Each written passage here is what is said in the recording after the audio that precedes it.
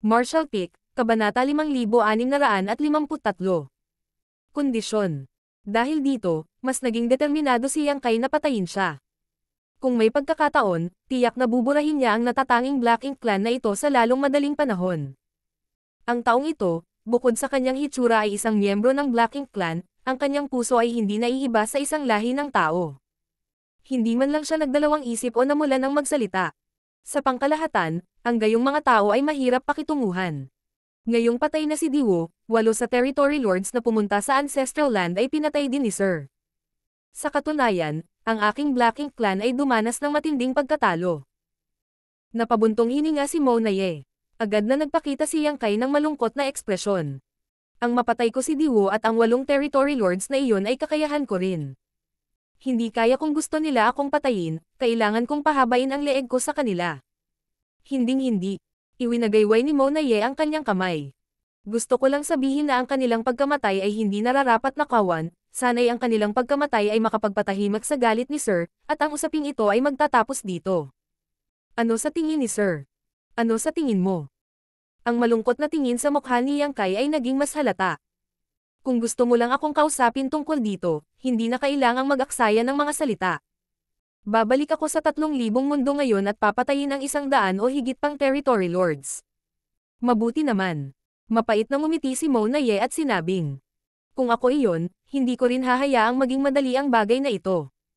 Paano ito, sa mga salita ng iyong human race, mangyaring ipaliwanag at tingnan kung paano malulutas ang bagay na ito. Kung papayag ang Black Ink Clan, hindi ako tatanggi, pero kung hindi nila magagawa. Hindi pa huli ang lahat para makipag-ayos tayo. Hindi talaga natin masisira ang kasunduan noon pa man. Makapangyarihan si Sir Yang Kai, at walang sino man sa ibaba ng Royal Lord ang iyong kalaban, kaya posibleng maraming Territory Lords ang mamamatay, ngunit kung mabubuksan ang bagay na ito, ang aking Black Ink Clan ay wala ng anumang pagdududa, at ang kinabukasan ng human race 8th grade ay hindi magiging madali. Naniniwala ako na hindi ito isang bagay na gustong makita ng human race. Walang kabuluhan ang pagbabante sa akin. Malamig na ngumuso si Yang Kai. Kung gusto mong kumilos, sige. Tingnan natin kung mamatay muna ang Territory Lord o mamatay muna ang 8th grade human race ko. Sa anumang kaso, hindi ako ang mamamatay. Natahimik si Mona Ye.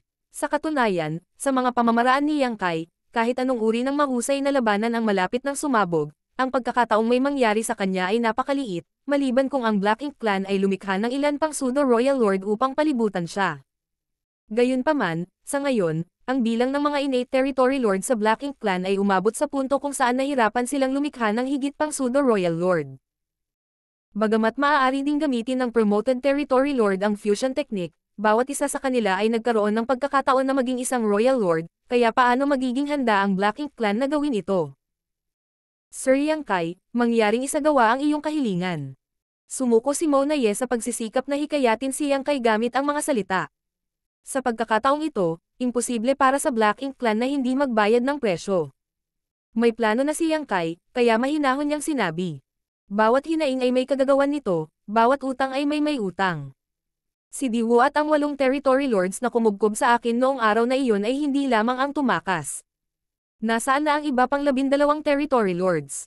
Tumalon ang puso ni Mona Ye. Medyo malaki ang gana ng lalaking ito. Halatang pinipilit niyang patayin ang 12 territory lords para mapawi ang kanyang galit. Hindi banggitin na imposible para sa Black Ink Clan na sumang-ayon dito, kahit na gusto nila, imposibleng mahanap ang 12 territory lords. Kung gusto ni Sir Yang Kai ang 12 territory lords na iyon, natatakot akong mabaygo ka. Napabuntong hininga si Mona Ye. Pagkatapos nilang tumakas, inutusan sila ni Sir Royal Lord na patayin upang mapanatili ang kasunduan sa pagitan ng dalawang lahi. Napatay. Medyo nagulat si Yang Kai. Sa pag-iisip pabalik sa labanan ngayon, wala siyang nakita ni isa sa 12 territory lords. Bagamat hindi siya pamilyar sa 12 territory lords na nakatakas, nakatagpo niya sila noong sinisiyasat niya ang 4 gates at 8 palaces array sa Ancestral Land. Para sa isang ekspertong tulad niya, natural na imposible para sa kanya na hindi makilala ang mga territory lord na ito. Sa nakaraang sitwasyon, halos lahat ng territory lords ay namobilize, kaya kung narito pa ang 12 territory lords, imposibleng patuloy silang magtago. para sa Royal Lord na nag-execute sa 12 Territory Lords para lang mapanatili ang kasunduan sa pagitan ng dalawang lahi, hindi makapaniwala si Yang Kai. Imposibleng mabali ng Royal Lord ang sarili niyang braso ng ganito. Sa karamihan, ipapadala niya sila sa 6 na Great Territory Battlefields para tabyusan ang kanilang mga sarili. Ngunit hindi nagtagal, kumikilos ang puso ni Yang Kai habang sinusukat niya si Mona Ye. Ayon sa impormasyong nakuha niya mula sa iilang 7th grade Heaven Opening Realm Masters, nang si Diwo ay naging Pseudo Royal Lord, 13 innate Territory Lords ang isinakripisyo. Sa oras na iyon, hindi dapat magkaroon ng pangalawang Pseudo Royal Lord. Ngunit ngayon, si Mona Ye ay naging Pseudo Royal Lord at ang 12 Territory Lord na nakatakas ay nawala. Biglang napagtanto ni Yang Kai kung saan nanggaling itong Pseudo Royal Lord Mona Ye. Masyado siyang na-curious kung paano nagawa ng Black Ink Clan na gawing Pseudo Royal Lord ang innate Territory Lord. Bagamat nakakuha siya ng maraming impormasyon at espekulasyon na gumamit sila ng ilang uri ng paraan ng pagsasakripisyo, hindi niya alam ang eksaktong mga detalye. Imposibleng magtanong tungkol dito mula sa Black Ink Clan. Marahil, maaari niya itong subukan. Paano kung may nakuha siya? Habang nagmumuni-muni, tumanggaw si Mona Ye at sinabing, talagang pinatay na sila. Alam kong ayaw maniwala ni Sir, pero hindi na kailangang magsinungaling sa iyo tungkol sa bagay na ito. Walang pakialam na sumagot si Yang Kai. Hindi mahalaga. Kung mamatay sila, hahayaan kong palitan sila ng ibang Territory Lords. Sa araw na iyon, 12 Territory Lord ang nakatakas. Kahit sino pa sila, papatayin ko ang 12 sa kanila, o sisirain ko ang 12 high-grade Black Ink Nest. Nasira ko na ang 2, kaya 10 na lang ang natitira.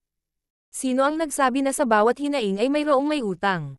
Ang ngiti sa mukha ni Mona Ye ay unti-unting nawala habang sinasabi niya. Sir, pinapahirapan mo ang mga bagay-bagay. Kung ito man ay ang Territory Lord o ang high-grade Black Ink Nest, pareho silang isang presyo na hindi kayang bayaran ng Black Ink Clan. Kung gumawa ng ganoong kahilingan si Yang Kai, hindi na kailangang ipagpatuloy ang talakayan. Ang iyong Black Ink Clan ang unang sumalakay sa akin. Malamig na sabi ni Yang Kai. Hindi napigilan ni Mona Ye na mapabuntong hininga. Ito ay isang hindi mapag-aalinlangan ng katotohanan. Kung kaya niya, bakit niya susubukan ng mga tuwiran kay Yang Kai? Ang kanyang kamao ay talagang mas malaki kaysa kay Yang Kai, ngunit ang pag-iral ng taong ito ay isang bangungot na hindi kayang lutisin ng lahat ng Territory Lords. Kahit ayaw niya, gusto pa rin niyang mga tuwiran sa kanya. Hindi niya maiwasang isumpa muli ang patay na si Diwo sa kanyang puso. Kung pumunta siya sa Ancestral Land para pamahalaan ang araw na iyon, hindi na sana ito magtatapos sa ganito. Ang bagay na ito ay talagang kasalanan ni Diwo, ngunit ngayon sila ay namatay sa iyong mga kamay o pinatay ng Royal Lord. Hindi pa ba sapat iyon para pawiin ang galit mo? 10 high-grade Black Ink Nest o 10 Territory Lords, kung hindi ay walang dapat pag-usapan. Matigas na sabi ni Yang Kai. Kumunat ang noo ni Mona Ye at sinabing, alam ni Sir na imposible ito. Kung pipilitin mo, akala ko lang na walang balak si Sir na panatilihin ang kasunduan ng dalawang lahi. Kung ganoon ang kaso, wala itong pakinabang sa dalawang lahi. Kung balak ni Sir na lutisin ang usaping ito, maaari ba akong magbigay ng mungkahi? Magsalita ka. Sa pagkakataong ito, talagang natalo si Sir. Sa pagsasalita hanggang sa puntong ito, si Mona Ye mismo ay natigilan saglit. Kung iisipin, ang natalo ay ang Black Ink Clan. Hindi lamang nawalan sila ng isang Pseudo Royal Lord at 8 Territory Lords, ngunit ang Northern Pass ay inatake din ni Yang Kai, na naging sanhi ng pagkawasak ng 2 high-grade Black Ink Nest. Ang mga pagkalugi na kanilang naranasan ay hindi maliit, ngunit si Yang Kai ay pinanghahawakan pa rin ang bagay na ito, na naging dahilan upang makaramdam ng labis na kahihiyan si Mona Ye. Sa malungkot na tono, sinabi niya, maaaring bayaran ng aking Black Ink Clan si Sir ng malaking halaga ng resources para mapawi ang iyong galit. Malaking bilang. Ilan? Nagtaas ng kilay si Yang Kai. Pagod na sinabi ni Mona Ye. Talagang mabubusog ko si Sir. Hinaplos ni Yang Kai ang kanyang baba ng may pag-iisip. Bagamat nagpunta siya rito na may layuning mag-higanti, ang pinakamahalagang bagay ay ang magtanong tungkol sa sitwasyon ng Black Ink Clan. Ngayon na ang kanyang layunin ay nakamit, at sa 2 Royal Lords na nangangasiwa sa lugar na ito, magiging mahirap para sa kanya na gumawa ng anuman. Ang paghingi ng kabayaran tulad ng 10 high-grade Black Ink Nest, o 10 Territory Lords ay humihingi lang ng sobra. Alam ni Yang Kai na ang Black Ink Clan ay hindi kailanman sasang-ayon dito, kaya kung makakakuha siya ng ilang mga mapagkukunan mula sa kanila, ito ay mabuti. Ang human race ay mayroon na ngayong isang malaking bilang ng mga sumisikat na bituin, at ang kanilang pangangailangan para sa mga mapagkukunan ay mas malaki kaysa dati. Gayunpaman, ang bilang ng Great Territory sa ilalim ng kontrol ng human race ay napakaliit, at kahit na ang iba't ibang Cave Heaven Paradise ay nakaipon ng napakaraming mapagkukunan, palaging may araw na kakainin nila ang lahat. Iba ang Black Ink Clan. 79% ng 3,000 mundo ay nasa ilalim ng kanilang kontrol, at kasama ang buong Black Ink Battlefield bilang kanilang suporta, hindi sila kailanman nagkulang sa mga mapagkukunan. Ito rin ang dahilan kung bakit napakaraming human race hunters. Nang ang Black Ink Clan ay nagmina ng mga mapagkukunan, kailangan nilang ipadala ang mga ito sa mga frontline, na nagbigay sa kanila ng pagkakataong manloob. Sa panig ng human race, madalas may mga kaso kung saan ang isang mangangaso ay biglang yumaman sa isang gabi. Hanggat matagumpay na dinambong ng isang koponan ang mga mapagkukunan ng Black Ink Clan, hindi nila kailangang mag-alala tungkol sa paglilinang sa natitirang bahagi ng kanilang buhay. Sa makatuwid, ang panukala ni Mona Ye na tapusin ang usaping ito sa pamamagitan ng mga supply ay hindi katanggap-tanggap. Gayunpaman, natural na hindi madaling i-dismiss si Yang Kai. Sa panahon ng labanan sa Ancestral Land, gusto siyang patayin ng Black Ink Clan. Kung hindi dahil sa katotohanan na nakuha niya ang bentahe ng lupain at nagkataon na naibalik ang isang malaking bilang ng Small Stone Race mula kay Big Brother Huang at Big Sister Lan, kahit na anong plano niya, siya ay namatay. Dahil gusto ng Black Ink Clan na patayin siya, hindi nila siya masisisi sa pagkagat niya sa isang piraso ng kanilang laman. Sa makatuwid, pagkatapos mag-isip ng ilang sandali, sinabi ni Yang Kai. Mayroon akong dalawang kondisyon. Kung ang Black Ink Clan ay maaaring sumang-ayon sa kanila, maaari nating kalimutan ang tungkol sa bagay sa Ancestral Land. Kumunat ang noo ni Mona Ye at sinabing, pakisabi sa akin ang tungkol dito. Sa kanyang puso, nakahinga siya ng maluwag. Hanggat handa si Yang Kai na mag-alok ng ilang kondisyon, maaari silang makipag-ayos. Gayunpaman, natatakot siya na kung hindi pumayag si Yang Kai sa alinman sa mga kondisyong ito at sa halip ay tumutok sa pagpatay sa 10 territory lords o pagsira sa 10 high-grade Black Ink Nest, imposibleng malutas ito. Ang unang kondisyon, Black Ink Disciple. Itinaas ni Yang Kai ang isang daliri. Isang territory lord para sa 100 Black Ink Disciple, 10 territory lords sa kabuoang 1,000, at ang bilang ng 7th grade Black Ink Disciple ay hindi dapat mas mababa sa 100. Alam ko na ang Black Ink Clan ay naging maraming Black Ink Disciple sa paglipas ng mga taon, kaya ang 1,000 Black Ink Disciple ay dapat nawala sa iyo. Mapait na ngumiti si Mona Ye. Ang 1,000 ay napakarami. Bahagyang sinabi ni Yang Kai. 100 Black Ink Disciple kapalit ng buhay ng isang territory lord, sa tingin ko ang Black Ink Clan ay nakinabang ng malaki. Pwede kang tumanggi, hindi kita pipilitin. Iniunat ni Mona Ye ang kanyang kamay at sinapo ang kanyang noo. Bakas sa kanyang mukha ang kahirapan, ngunit napansin pa rin ni Yang Kai ang mga galaw ng kanyang pakikipag-usap sa Royal Lord sa Northern Pass. Marshall Peak, Kabanata 5,654. Pagpilit. Humihingi si Mona Ye ng mga tagubilin sa tunay na Royal Lord, kaya natural na hindi siya hikayatin ni Yang Kai. Gayunpaman, mula sa simula hanggang sa katapusan, pinananatili niya ang kanyang pagbabantay laban sa anumang posibleng aksidente. Mula sa pangyayaring ito, makikita na kung may pagkakataon ang Black Ink Clan na patayin siya, tiyak na hindi nila ito palalampasin. Nag-cultivate lang siya sa Divine Spirit Ancestral Land, ngunit ang Black Ink Clan ay nakakuha ng maraming masters at nag-set up pa nga ng Heaven Seal Earth Lockang Array. Kung hinuhusgahan mula sa kasalukuyang sitwasyon, kahit na ang human race ay maraming mga master, ang Black Ink Clan ay higit na natatakot kay Yang Kai. Hanggat maaari nilang patayin siya, ang Black Ink Clan ay wala ng anumang mga paghihigpit. Gayunpaman, nagawang makatakas ng buhay ni Yang Kai mula sa labanan ng Ancestral Land, at ang Black Ink Clan ay walang pagpipilian kundi ang makipag-ayos sa kahihiyan, tulad noong nilagdaan nila ang kasunduan sa pagitan ng dalawang lahi. Sa oras na iyon, paano nagustuhan ng Black Ink Clan na makipag-ayos ng kapayapaan sa human race? Ito ay dahil lamang sa wala silang ibang pagpipilian. Paulit-ulit na pinatay ni Yang Kai ang mga innate territory lords na iyon, at ang mga pagkalugi na dinanas niya ay napakabigat para sa Black Ink Clan na kayanin. Malinaw na ipinakita ng mga nakatataas sa Black Ink Clan ang asensya ng pang-aapi sa mahihina at pagkatakot sa malalakas, ngunit isa rin itong karaniwang problema para sa karamihan ng mga buhay na nilalang. Ilang sandali pa, natanggap ni Mona Ye ang utos at bahagyang tumango kay Yang Kai. Katanggap-tanggap ang 1,000 Black Ink Disciples. Inulit ni Yang Kai. Dapat mayroong kahit 100 7th grade Heaven Opening Realm. Mariing sumagot si Mona Ye. Natural. Dahil sumang-ayon na sila sa kahilingang ito, paano nakipagtawaran ang Black Ink Clan sa mga detalyeng ito? Pagkaraan ng napakaraming taon, ang bilang ng mga Black Ink Disciples na binago ng Black Ink Clan ay hindi maliit, at ang mga Black Ink Disciples na ito ay lalago din. Hindi pa banggitin ang 7th grade, maging ang 8th grade Black Ink Disciples, ang Black Ink Clan ay mayroon na ngayong iilan. Noong una, gusto ng Black Ink Clan na gamitin ang 8th grade Black Ink Disciples na ito para makalusot sa human race at makakuha ng ilang mahalagang impormasyon, ngunit sa kasamaang palad, ang human race ay hindi nagkulang sa purifying light sa ngayon. Kahit saan man gustong pumasok, kailangan muna nilang dumaan sa purifying Black Ink battleship.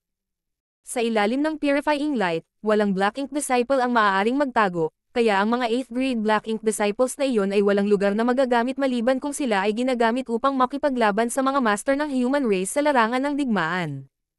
Tulad ng sinabi ni Yang Kai, ang 100 Black Ink Disciples kapalit ng buhay ng isang territory lord ay talagang kumikita. Hanggat ang human race ay may hunter, ang Black Ink Clan ay hindi magkukulang ng Black Ink Disciples. Maaaring gawin ni Sir Yang Kai ang kanyang pangalawang kahilingan. Tumingin si Mona Ye kay Yang Kai. Tiningnan din siya ni Yang Kai nang nakangiti at sinabing may labis na interes. Gusto kong malaman kung paano ka naging Royal Lord. Sa pagkakaalam ko, imposibleng maging Royal Lord ang innate territory lord. Paano mo ito nagawa? Paano ginawa ni Diwu? Kalmadong nagtanong si Mona Ye. Sino ang nagsabi kay Sir na hindi maaaring i-promote ang innate territory lord bilang isang Royal Lord? Nag-cultivate kami ni Diwu sa loob ng maraming taon, kaya hindi dapat maging kakaiba para sa amin na magkaroon ng ilang mga tagumpay, tama ba? Tigilan mo iyan. Ngumisi si Yang Kai. Bago naging Royal Lord si Diwu, may 13 innate territory lords na pumasok sa high-grade Black Ink Nest at sunod-sunod na nawala. Ngunit ngayong naging Royal Lord ka na, 12 territory lord ang pinatay ng walang dahilan. Hindi ba ito nauugnay? Siyempre hindi. Matapang natanggi ni Mona Ye. Pagkatapos ng ilang sandali ng katahimikan, naunawaan niya na malamang na nakuha ni Yang Kai ang impormasyong ito mula sa bibig ng 7th grade array master na iyon. Pagkatapos ng labanan sa Ancestral Land, ang 12 territory lords ay nakatakas, ngunit ang 7th grade Black Ink Disciple ay wala kahit saan. Malinaw na nahulog sila sa mga kamay ni Yang Kai at iniligtas niya. Sa oras na iyon, sila ay nasa no return pass, kaya kahit na wala silang gaanong alam tungkol sa fusion technique, may mga bagay pa rin silang nararamdaman. Ito ba ay isang sakripisyo? Diretso ang tingin ni Yang Kai sa mga mata ni Mona Ye. Ang Black Ink Clan ay dapat magkaroon ng ilang uri ng paraan upang payagan ang mga innate territory lord na iyon na isakripisyo ang kanilang sarili at isama ang kanilang lakas sa Black Ink Nest. Pagkatapos makaipon ng sapat na lakas, isang tiyak na lakas ng innate territory lord ang makakayanan sila, nahahayaan silang makalusot sa mga tanikala ng innate territory lord at maging isang royal lord. Walang pakialam ang ekspresyon ni Mona Ye, dahilan para hindi makita ni Yang Kai sa pamamagitan niya. Kahit anong sabihin ni Sir, ayos lang. Matagal siyang tinitigan ni Yang Kai bago iwinagayway ang kanyang kamay. Kalimutan mo na iyon lang. Alam din niyang imposibleng may matutunan siya sa Black Ink Clan. Kahit na sinabi talaga sa kanya ng Black Ink Clan, dapat ba niyang paniwalaan ang mga ito? Marahil ay nagbubuga lang ng kalokohan ang Black Ink Clan, ngunit kailangan pa rin niyang i-verify ito. Hindi na nagaksaya pa ng oras si Yang Kai sa bagay na ito at sa halip ay itinoon ang kanyang atensyon at sinabing, pag-usapan natin ang isyo ng mga mapagkukunan. Makalipas ang kalahating araw, pagod na itinaas ni Mona Ye ang kanyang mga kamay kay Yang Kai. Ang mga mapagkukunan ay nangangailangan ng oras upang maghanda, at ang Black Ink Disciple ay nangangailangan din ng oras upang tipunin ang mga ito. Mangyaring maghintay ng ilang araw, Sir Yang Kai. Kapag handa na ang aking angkan, ibibigay ko sila sa iyo. Ang human race ay talagang kasuklam-suklam at mahirap pakitunguhan. Ang dami at kalidad lamang ng mga materyales na ito ay sapat na para maunawaan ni Mona Ye ang puntong ito. Kung hindi para sa kanya na sinusubukan ang kanyang makakaya upang makipagtalo, si Yang Kai ay mahigpit na itinakda ang kalidad ng bawat materyal at kung gaano karaming mga bahagi ang kailangan niya. Buti na lang at natapos na ang usapan. Bahagyang tumango si Yang Kai at casual na naglabas ng isang communication bid. Maglaan ng oras upang mangolekta. Kapag handa ka na, padalhan mo ako ng mensahe at pupunta ako. Tinanggap ni Mona Ye ang communication bid, at nang tumangala siya, tumalikod na si Yang Kai at umalis. Hindi siya nag-alinlangan kahit kaunti, ni hindi siya nag-aalala na ang Black Ink Clan ay tatalikuran sa kanilang utang, ni hindi man lang siya nagtakda ng limitasyon sa oras. Para sa kanya, hindi na kailangan ng napakaraming paghihigpit. Kung talagang nangahas ang Black Ink Clan na tumalikod sa kanilang utang, hindi makakatakas ang Territory Lords sa Great Territory Battlefield. Ang pagpatay sa 100 Territory Lords ay hindi biro. Sa ngayon, malamang na gusto siyang paalisin ng Black Ink Clan sa lalong madaling panahon, na iniiwan ang isang human race master na mag-espiya sa kanila sa lahat ng oras. Ang dalawang Royal Lords ay walang pakialam, ngunit ang mga nasa ibaba ng Royal Lord ay lahat nasa gilid. Pagtalikod, si Mona Ye ay lumipad patungo sa Northern Pass at tumayo sa harap ng Royal Lord, at yumoko. Sir, ang subordinate na ito ay nabigo sa kanyang gawain sa pagkakataong ito at naging dahilan upang ang aming angkan ay magdusa ng malaking pagkatalo, mangyaring parusahan ako. Ang Royal Lord ay nagwagayway ng kanyang kamay at sinabing, "Hindi mo kasalanan, ako ang nagmamaliit sa kanya." Noong una, inakala niya na sa pagbabantay ni Mona Ye sa Northern Pass, magiging ligtas ito, ngunit sa huli, nabigla siya. Masyadong mabilis ang paglaki ng sangkatauhan na ito. Kung ikukumpara sa 3,000 taon na ang nakalilipas, ang kanyang lakas ay maraming beses na mas malakas, at talagang nagawa niyang labanan ang mga pag-atake ni Mona Ye at marami pang ibang territory lords at sirain ang isang high-grade Black Ink Nest. Noon, wala siyang ganoong katapangan at lakas. Ngayong naisip na niya ito, kahit na siya ay nasa no-return pass noong panahong iyon, malamang na hindi niya mapoprotektahan ang high-grade Black Ink Nest, maliban kung mapapatay niya si Yang Kai sa isang suntok. Ipapaubaya ko sa iyo ang usapin ng mga mapagkukunan at Black Ink Disciple, paalisin siya sa lalong madaling panahon. Napatingin ang Royal Lord sa kaibuturan ng kawalan, na parang si Yang Kai ay isang pulubi na dumating sa kanilang pintuan. Oo, magalang na sagot ni Mona Ye. Habang ipinapasa ang mga utos sa Black Ink Nest, nagsimulang magtipon ang maraming team na nagdadala ng mga supply at ang Black Ink Disciples mula sa Great Territory Battlefield patungo sa Northern Pass. Ilang milyong kilometro ang layo mula sa Northern Pass, sa isang maliit na lumulutang na kontinente, itinago ni Yang Kai ang kanyang aura at inayos ang kanyang kondisyon. Sa pagkakataong ito, hindi masyadong malala ang kanyang mga pinsala, kaya hindi nagtagal bago gumaling si Yang Kai. Wala pa ring balita mula kay Mona Ye, kaya hindi nagmamadali si Yang Kai. Sa halip, tahimik siyang nakatuon sa pag-unawa sa kanyang space-time Great Dao. Habang bumuti ang kanyang Dragon Vein, ang kanyang kahusayan sa Dao of Time ay tumaas sa parehong antas ng kanyang Dao of Space, kaya't ang pagkaunawa ni Yang Kai sa space-time ay mas malinaw kaysa dati. Sa Great Dao na ito, malayo pa ang kanyang lalakbayin.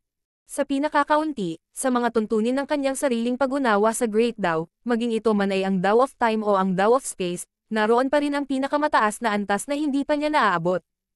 May pakiramdam si Yang Kai na kung ang kanyang dalawang Great Dao ay umabot sa pinakamataas na antas, ang kanyang space at time strength ay sasailalim sa napakalaking pagbabago. Bilang karagdagan, kailangan niyang maglakbay sa Primordial Heaven Source Grand Restriction. Noon, si Wukong ay ipinadala upang bantayan ang Primordial Heaven Source Grand Restriction at sumang-ayon sa isang 3,000 taong kasunduan sa kanya. Bilangin ang oras, ito ay tungkol sa oras. Ipinahayag ni Wukong na sapat na ang 3,000 taon para makalusot siya sa 9th grade, ngunit ngayon ay hindi niya alam kung nagtagumpay siya o hindi. Hindi ito dapat maging malaking problema. Pagkatapos ng lahat, ang taong ito ay ang reincarnation ni Shi. Habang nasa kamay ang Heaven Devouring Battle Law at ang Golden Lotus sa kanyang pag-aari, hanggat mayroon siyang sapat na lakas upang lamunin ito, ang bilis ng kanyang paglaki ay walang kapantay. Sa loob ng Primordial Heaven Source Grand Restriction ay ang tunay na katawan ni Mo. Napakalaki ng lakas ni Mo, at para kay Wukong na nagal-inang ng Heaven Devouring Battle Law, isa lamang itong walang katapusang pinagmumulan ng enerhiya. Ang pagtatanggol sa Primordial Heaven Source Grand Restriction ay maaaring isang mahirap na gawain para sa iba, maging si Kang at ang iba pang siyam, ngunit para kay Wukong, ito ay isang magandang bagay. Mula noong labanan ng Primordial Heaven Source Grand Restriction, ang hukbo ng human race ay natalo ng higit sa 3,000 taon. Si Mo ay nakatulog ng mahimbing pagkatapos na tamaan ng trump card ni Mo, ngunit walang nakakaalam kung kailan siya gising. Sa sandaling magising ang bagay na ito, ang human race ay walang anumang paraan upang harapin ito, at ang naghihintay sa human race ay tiyak na isang sakuna. Nakaramdam si Yang Kai ng matinding kawalan ng kakayahan. Ang isang 8th grade Heaven Opening Realm Cultivator ay masyadong mahina sa harap ng problemang ito. Umaasa siyang hindi siya bibiguin ni Wukong sa pamamagitan ng pagbibigay ng kanyang 3 parts normalizing art. Pagkalipas ng 3 buwan, si Yang Kai, na nagmumuni-muni, ay biglang nakaramdam ng kung ano at naglabas ng isang butil ng komunikasyon. Matapos suriin ito gamit ang kanyang divine sense, nalaman niyang si Mona Ye talaga ang nagpadala sa kanya ng mensahe. Ang mga materyales at 1,000 Black Ink Disciples na napag-usapan ay naihanda na lahat. Ang kailangan lang nilang gawin ay hintayin si Yang Kai na bumalik sa No Return Pass at ayusin ang mga hinaing sa pagtatangkang patayin siya. Medyo mabilis ang kanilang bilis. Tila pagkatapos niyang umalis sa araw na iyon, ang Black Ink Clan ay hindi naantala. Si Yang Kai ay natural na hindi babalik sa No Return Pass ng madali. Ang mga master ng Black Ink Clan ay natipon doon, kaya kung siya ay mahuhulog sa langit na nagsisiling Earthlock ang array muli, ito ay talagang imposible. Kaya naman saglit lang siyang nag-isip bago nagpadala ng mensahe. Sa Northern Pass, hinawakan ni Mona Ye ang communication bead sa kanyang kamay at sinuri ito, medyo hindi nakaimik. Paano ito? Ang Royal Lord ay tumayo sa gilid at nagtanong. Umiling si Mona Ye at sinabing, ang taong ito ay napakapuyat, ayaw niyang pumunta sa No Return Pass, kaya gusto niyang pumunta ako sa ibang lugar. Tulad ng inaasahan, malamig na bamantong hininga ang Royal Lord. Kung gayon ay umalis ka na. Kung may pagkakataon, huwag palampasin ito. Hindi alam ni Mona Ye na ang pagnanais ng Royal Lord na patayin si Yang Kai ay hindi namatay, kahit na sa tingin niya ay hindi nararapat na magdulot ng anumang gulo kay Yang Kai, maaari lamang siyang sumang-ayon. Marshall Peak, Kabanata 5655. Masaya ang pagtutulungan. Makalipas ang kalahating taon, sa kawalan, tumayo si Mona Ye na nakataas ang ulo, ang kanyang mukha ay kasing itim ng ilalim ng isang palayok, ang kanyang kalooban ay sobrang pangit. Kahit sino pa ang inutusan na parang puppet sa loob ng kalahating taon, hindi sila magpapakita ng anumang magagandang ekspresyon. Sa likod niya, naramdaman ng ilang innate territory lords ang kanyang galit at hinaing, at upang maiwasang madamay, walang sino man sa kanila ang nangahas na lumapit sa kanya. Sa likod nila ay isang grupo ng 1,000 Black Ink Disciples. Nakakalat sa lahat ng direksyon. Kalahating taon na ang nakalipas mula nang umalis si Mona Ye kasama ang 1,000 Black Ink Disciples na ito at ang mga materyales na inihanda niya. Sa loob ng kalahating taon na ito, patuloy na binago ni Yang Kai ang lokasyon ng kanyang pagpupulong sa Black Ink Clan ng 7 o 8 beses, minsan kahit 10 araw o kalahating buwan nang walang anumang balita, na nagiging sanhi ng pag-iiba ng galit ni Mona Ye, ngunit walang anuman magagawa niya. Naiintindihan niya ang pagiging maingat ni Yang Kai. Sa katunayan, bago umalis, binalaan na siya ng Royal Lord na kung may pagkakataon, kikilos siya laban kay Yang Kai. Ngunit sa mga aksyon ni Yang Kai, paano magkakaroon ng pagkakataon ng Black Ink Clan na kumilos? Kung gusto niyang salakayin si Yang Kai, kailangan niyang iset up ng maaga ang 4 gates at 8th palaces array at bitag siya sa loob. Paulit-ulit na binabago ang lokasyon ng palitan, ang Black Ink Clan ay hindi nagawang ayusin ang anumang bagay ng maaga. Sa makatuwid, walang intensyon si Mona Ye na gumawa ng anuman kay Yang Kai.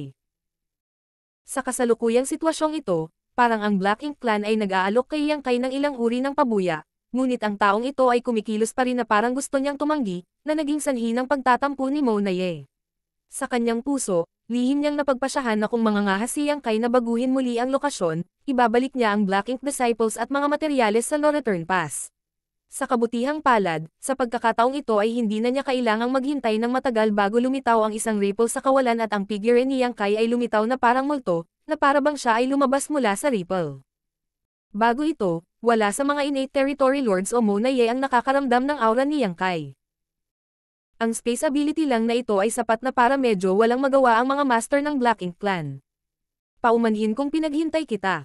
Lumitaw si Yang Kai at binati siya ng nakangiti. Ang Black Ink Clan ay hindi maaaring mag-set up ng ganoong lugar sa sobrang pagmamadali, hindi pa banggitin na lihim na niyang hinanap ang paligid gamit ang kanyang Demon Eye of Annihilation. Kung hindi niya kinumpirma na walang mga nakatagong panganib, paano siya madaling nagpakita? Talagang maingat si Sir Yang Kai. Matigas na sagot ni Mona Ye. Siya ay talagang isang mabait na miyembro ng Black Ink Clan, ngunit ngayon ay lubusan siyang nagalit ni Yang Kai. Hindi ito pinansin ni Yang Kai at sinabi lang. Walang masama sa pagiging maingat. Sapat na kalokohan, nasaan ang mga materyales? Lumubog ang mukha ni Mona Ye habang inihagis niya ang ilang space ring.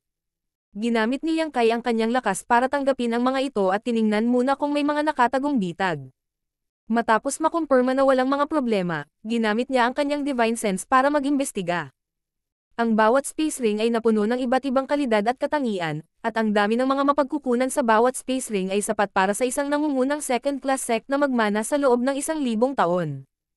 Ito ay tunay na napakalaking. Ini-click ni Yang Kai ang kanyang dila. Ang Black Ink Clan ay talagang mayroong maraming kayamanan. Ito ay isang bagay na hindi maaaring makatulong. Ang human race ay kasalukuyang nakulong sa higit sa 12 magagandang territory, at ang natitirang bahagi ng lupain ay karaniwang teritoryo ng Black Ink Clan. Walang pakialam ang Black Ink Clan kung sisirain nila ang Universe World o hindi, basta may maganda silang gagawin nila ang lahat para minahan ito. Sa kasalukuyang 3,000 mundo, marami sa mga mapagkukunan ng pagmimina ng Black Ink Clan ang nasira sa mga lumulutang na kontinente. At itong 1,000 Black Ink Disciples, Sir Yang Kai, mangyaring siyasatin sila. Kung walang problema, aalis na kami. Udyok ni Mona Ye, na ayaw harapin ang hindi magandang mukha ni Yang Kai. Walang problema. Hindi man lang nag-abala si Yang Kai sa pag-check, hindi dahil nag-aalala siya sa Black Ink Clan, kundi dahil lihim siyang nag-imbestiga noon. Mayroong 1,000 Black Ink Disciples na may iba't ibang grado sa cultivation, ngunit ang Black Ink Clan ay walang nagawa sa kanila, at ang bilang ng 7th grade Black Ink Disciples ay ginagarantiyahan. Dahil iyon ang kaso, aalis na ako ngayon. Naikuyom ni Mona Ye ang kanyang mga kamao at pinamunuan ang ilang territory lords na nanatiling mapagbantay sa lahat ng oras na ito. Si Yang Kai ay masigasig na tumawag. Masaya ang pakikipagtulungan, sana ay may susunod na pagkakataon. Saglit na huminto ang figure ni Mona Ye at halos hindi niya mapigil ang magmura. Hindi na magkakaroon ng susunod na pagkakataon. Kung talagang may susunod na pagkakataon, ito ay kapag pinugutan ng ulo si Yang Kai. Matapos panoorin ang ilang mga master ng Black Ink Clan na unti-unting nawawala, lumingon si Yang Kai sa 1,000 Black Ink Disciples, ngunit sa sandaling lumingon siya, may sumigaw. Maghiwa-hiwalay. Libu-libong tao ang agad na nagbago sa 1,000 daloy ng liwanag at nakakalat sa lahat ng direksyon. Hindi napigil ang matawan ni Yang Kai. Alam niya na ang Black Ink Clan ay hindi magiging masyadong tapat, kaya hindi sila mananatili. Kung ito ay isang ordinaryong 8th grade, kahit na nagpalitan sila ng 1,000 Black Ink Disciples mula sa Black Ink Clan, na nahaharap sa ganoong sitwasyon, wala silang magagawa. Sa napakaraming tao na tumatakas sa iba't ibang direksyon, paano nila sila mahuhuli? Sa karamihan, maaari nilang makuha ang ilan sa kanila, ngunit 80 hanggang 70% sa kanila ang makakatakas. Gayunpaman, ang mga kaayusan ng Black Ink Clan ay nakatadhana na maging walang silbi sa harap niya. Sa sandaling kumalat ang 1,000 agos ng liwanag, ang kawalan ay biglang buzz at nagyelo. Ang libu-libong agos ng liwanag ay naglaho, na inihayag ang mga cultivator ng Black Ink Disciple na nagyelo sa kinalalagyan, hindi makagalaw. Tanging ang mga cultivator ng 7th grade ang nagawang igalaw ang kanilang mga katawan na parang mga pagong, ang kanilang mga ekspresyon ay puno ng pagkabigla. Si Yang Kai ay maluwag na naglakad pasulong, dumaan sa Black Ink Disciple pagkatapos ng Black Ink Disciple, na hindi nagtagal ay nawala. Sa loob ng miniature universe, sunod-sunod na lumitaw ang Black Ink Disciple at agad na nabalot ng naglilinis na liwanag, pinaalis ang Black Ink Strength sa kanilang katawan at ibinalik ang kanilang orihinal na puso. Hindi nagtagal, nakolekta lahat ang 1,000 Black Ink Disciples. Saglit na tumitig si Yang Kai sa direksyon ng Black Ink Battlefield bago tumalikod at tumakas. Ilang sandali pa, nakarating siya sa isang tagong lugar at ikinonekta ang kanyang kamalayan sa World Tree. Umaasa sa patnubay ng World Tree, mabilis na nakarating si Yang Kai sa Great Cosmological Realm at tumayo sa ilalim ng World Tree. Ang matandang puno ay kasing tanda pa rin ng dati.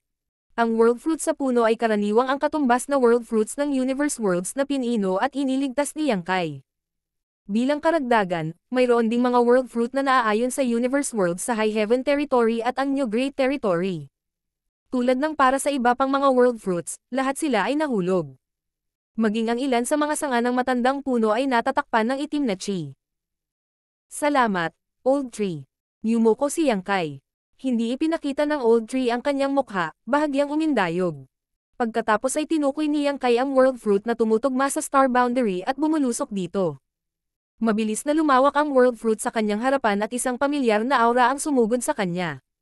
Nang bumaliktad ang mundo, lumitaw si Yang Kai sa labas ng Star Boundary. Gumawa siya ng isang hakbang pasulong at nagpakita sa High Heaven Palace.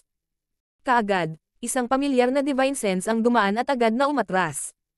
Isa sa mga Great Emperors na nagbabantay sa Star Boundary ang nakatuklas na may pumasok sa Star Boundary, ngunit pagkatapos na matuklasan ang pagkakakilanlan ni Yang Kai, natural na hindi sila nakialam. Sa pagkakataong ito, ang nagbabantay sa Star Boundary ay ang Ice Feather Great Emperor. Si Yang Kai ay walang gaanong pakikipag-ugnayan sa Great Emperor na ito, kaya hindi siya masyadong pamilyar sa kanya. Ang Divine Sense ni Yang Kai ay dumaan sa Spirit Peak kung saan nakatira ang kanyang mga magulang at nalaman na tinuturuan ng dalawang matanda ang kanilang mga disipulo kung paano mag-cultivate, kaya medyo masaya siya.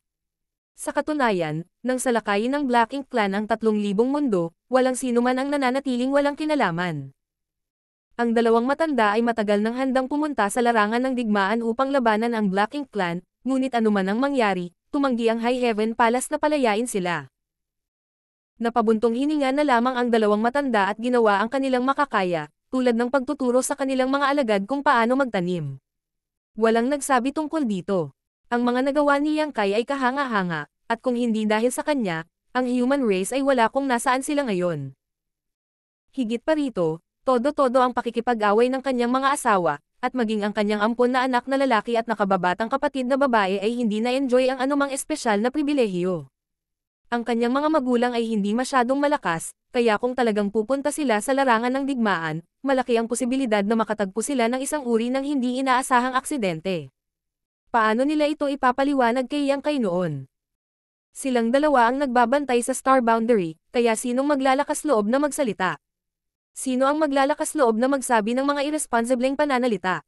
Nang hindi iniistorbo ang kanyang mga magulang, ipinatawag ni Yang Kai si Hua Qingxi at tinanong siya tungkol sa sitwasyon sa Star Boundary at sa Myriad Monster World. Matapos malaman na ligtas at maayos ang Star Boundary, nasa tamang landas din ang Myriad Monster World.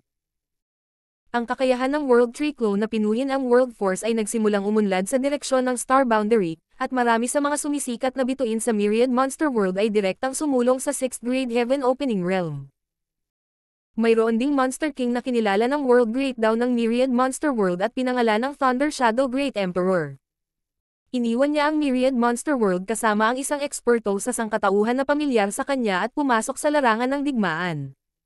Sa kasalukuyan, mayroong higit sa isang Great Emperor sa Myriad Monster World.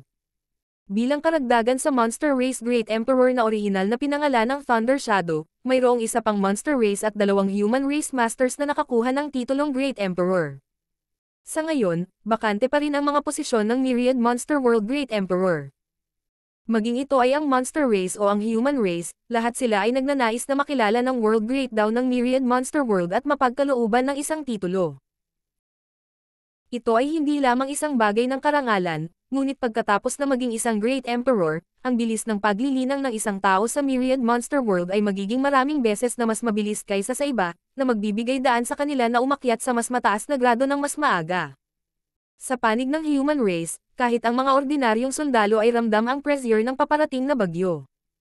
Alam ng lahat na sa malapit na hinaharap, ang kasalukuyang sitwasyon sa pagitan ng human race at Black Ink Clan ay ganap na masisira, at kapag dumating ang oras na iyon, tiyak na lalaban sila hanggang kamatayan.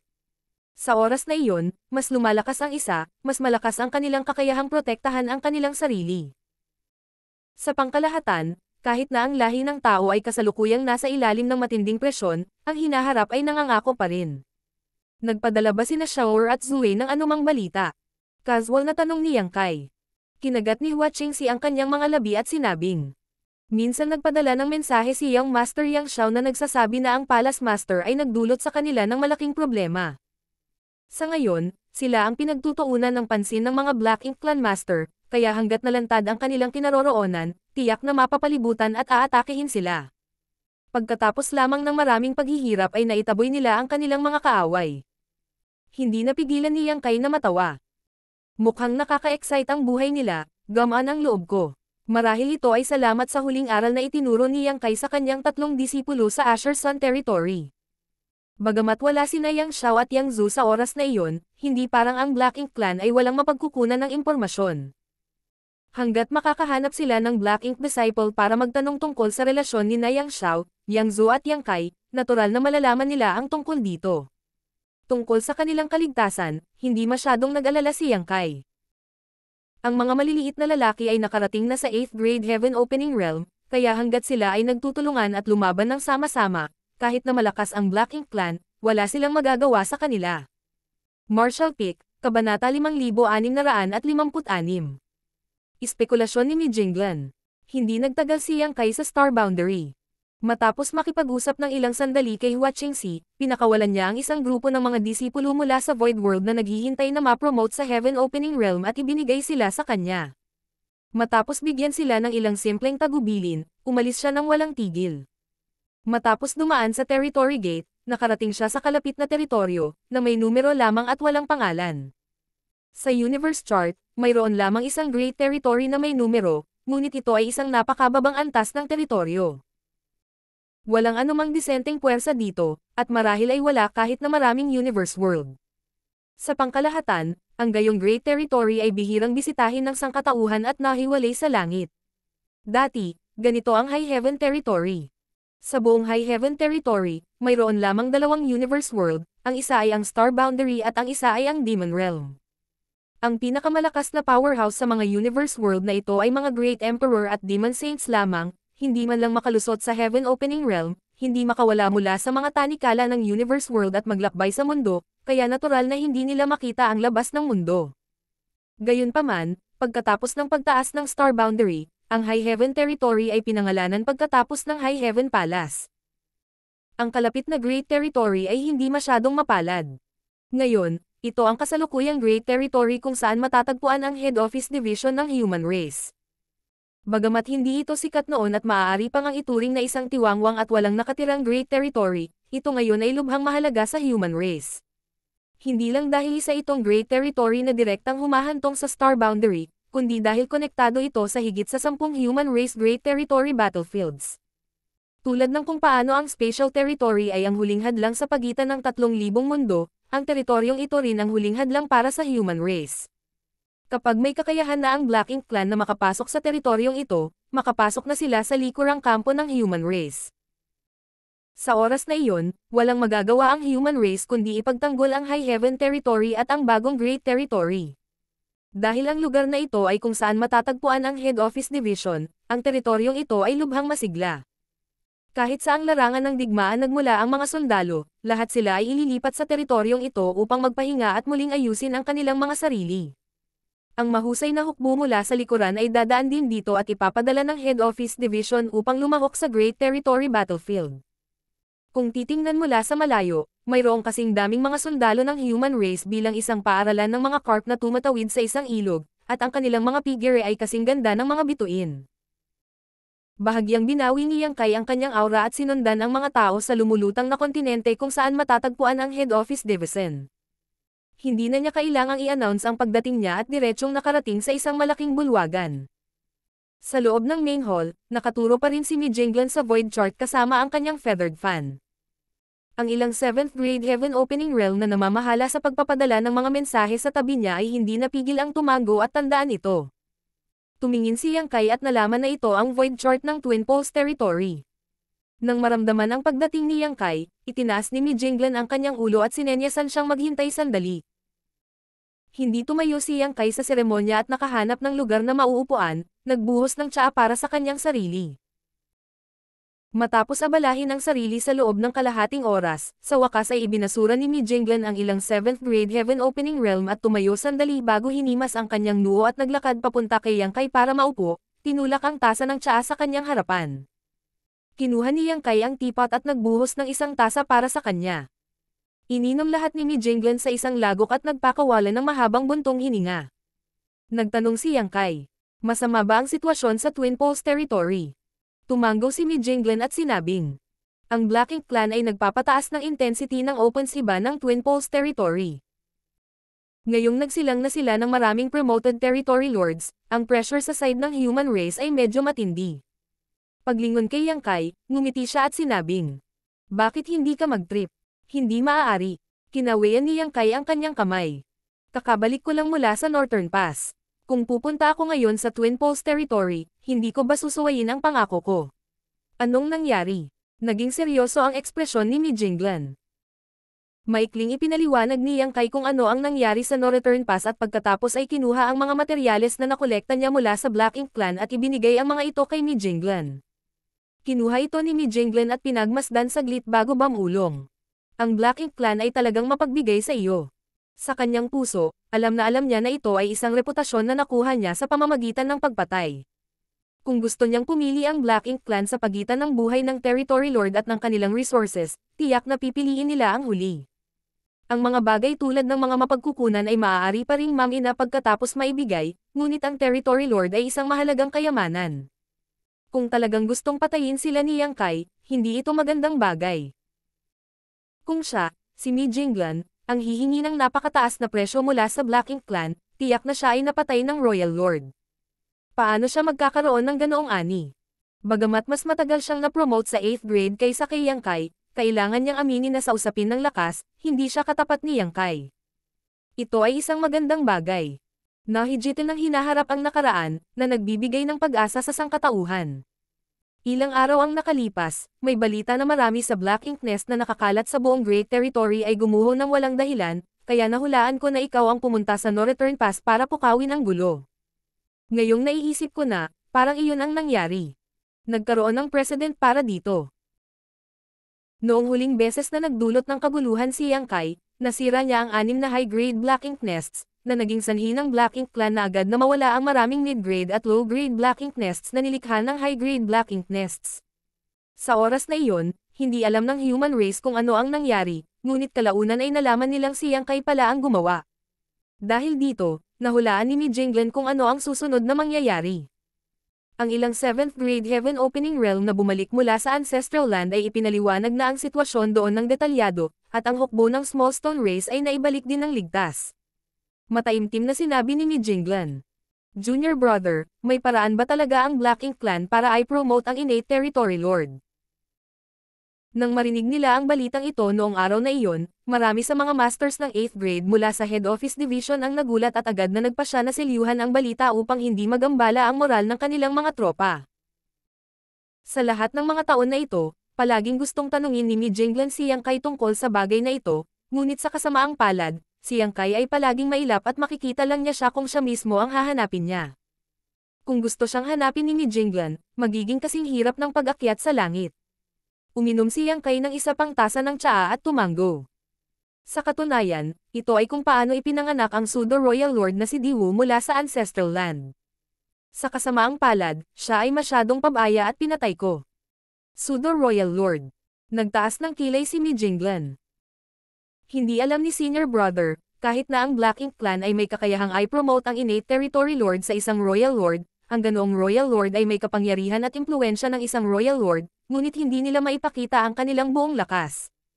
Noong nakipag-away ako kay Diwo, malinaw kong naramdaman na maipapakita lang niya ang 70 hanggang 80% ng kanyang buong lakas, kaya tinawag ko silang pseudo-royal lord. Bahagyang lumuwag ang ekspresyon ni Mi Jinglen. Kung ganoon nga, hindi na kailangang matakot.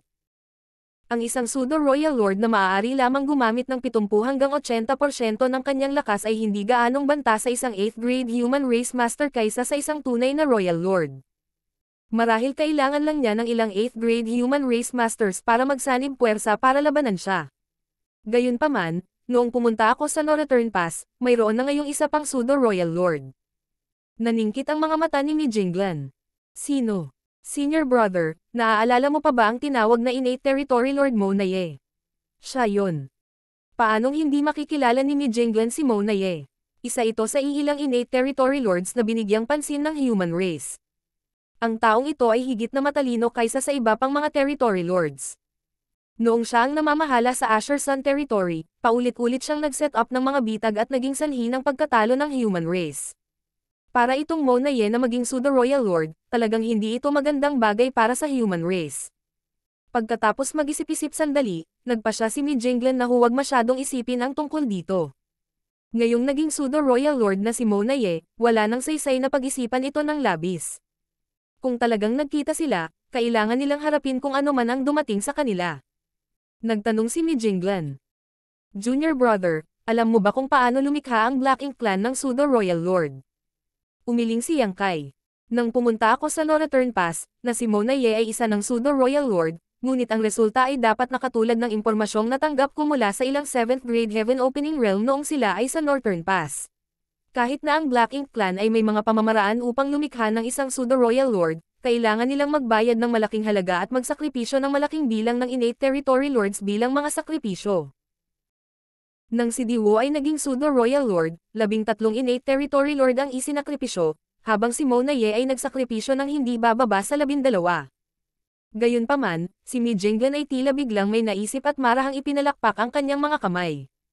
Marahil, kailangan din nilang isakripisyo ang isang high-grade Black Ink Nest. Nalilitong tanong ni Yang Kai. Ano ang ibig mong sabihin? Hindi ito alam ni Junior Brother, ngunit ngayong naisip ko ito, mahigit 400 taon na ang nakalilipas, ang ilan sa mid-grade at low-grade Black Ink Nest ay biglang bumagsak, ngunit ang bilang ng mga ito ay hindi marami. Kung babalikan natin ang pinanggalingan, dapat lang na makahanap tayo ng isang high-grade Black Ink Nest. Mahigit 100 taon na ang nakalilipas, naulit muli ang ganitong sitwasyon. Noong mga panahong iyon, akala ko si Junior Brother ang sumire sa kanilang high-grade Black Ink Nest, ngunit kalaunan ay nalaman kong hindi pala iyon ang nangyari. 400 taon na ang nakararaan. Mabilis na nagkalkula si Yang Kai at napagtanto na kara-rating lang niya sa Ancestral Land at kasalukuyang naglilinang doon. 100 taon na ang nakalilipas, pinatay niya si Diwo. Para sa Black Ink Clan, ang Black Ink Nest ang kanilang pundasyon, kaya imposible para sa kanila na sirain ito ng ganoon kadali. Isa lang ang dahilan kung bakit bumagsak ng ganoon ang mid-grade at ang low-grade Black Ink Nest, at iyon ay dahil ang pinagmulan, ang high-grade Black Ink Nest, ay nawasak. Sa ganoong pagkakataon, at napakalinaw ng anomalya. Si Mi Jinglan ay isang taong may mahusay na karunungan, kaya isang bagay kung hindi siya nakakaunawa ng sapat na mga pahiwatig, ngunit ngayong mayroon na siya, natural niyang mahihinuha ang katotohanan. Hindi napigil ang tumango ni Yang Kai. Mahigit 400 taon na ang nakalilipas, nang malaman ng Black Ink Clan na siya ay nagtatanim sa Ancestral Land, walang awa nilang nilikha si Diwo, ang pseudo-royal lord, at pinapante siya sa Ancestral Land para patayin siya. Sa kasamaang palad, ang mga pagsisikap ni Diwo ay naging walang kabuluhan, at siya ay nahulog sa Ancestral Land. Ibinalik ang balita sa No Return Pass, kaya ang Black Ink Clan ay muling nagtayo ng Mona Ye. 2 beses bago at pagkatapos, hindi lamang higit sa 100 territory lord ang isinakripisyo, ngunit ang isa sa Black Ink Nest ay nawasak din. Iyan ay makatuwiran. Nagliwanag ang mga mata ni Mi Jinglan. Ang Black Ink Clan ay may mga pamamaraan upang payagan ang innate territory lord na maging isang pseudo-royal lord, ngunit kailangan nilang magsakripisyo ng maraming mid-grade Black Ink Nests, pati na rin ang isang high-grade Black Ink Nests. Hindi nakakagulat na ang Black Ink Clan ay hindi kailanman gumamit ng ganoong paraan sa loob ng maraming taon. Ang ganitong presyo ay talagang napakahusay, hindi ito kapakipakinabang sa pangkalahatang sitwasyon. Sumulyap kay Yang Kai, ngumiti si Mi Jinglan at nagpatuloy. Gayunpaman, kung gagamitin ito laban sa iyo, ang tunay na Royal Lord ay natural na handang gawin ito. Hanggat kaya kanilang patayin sa Ancestral Land, lahat ng sakripisyo ay magiging makabuluhan. Sumagot si Yang Kai. Ang tao ay nagmumungkahi ngunit ang langit ang naglalayon. Kung hindi dahil sa Ancestral Land, kung si Yang Kai ay walang napakaraming hukbo ng Small Stone Race, malamang na nagtagumpay si Diwo. Sa kabutihang palad, ang bagay na ito ay ganap na nalutas. Sinubukan ng Black Ink Clan na magnakaw ng manok para lang mawala ang bigas na ginamit sa pang-akit dito, nakahinga rin ng maluwag si Yang Kai. Kailangan pa rin ng 2 karera na mapanatili ang kasalukuyang sitwasyon hanggat maaari. Ang Black Ink Clan ay natakot sa walang habas na pagpaslang ni Yang Kai sa kanilang territory lord, at ang human race ay nangangailangan ng oras upang payagan ang kanilang mga juniors na ipagpatuloy ang kanilang cultivation. Sa ganitong mga kalagayan, ang kasalukuyang sitwasyon ay nakatadhana na hindi masira.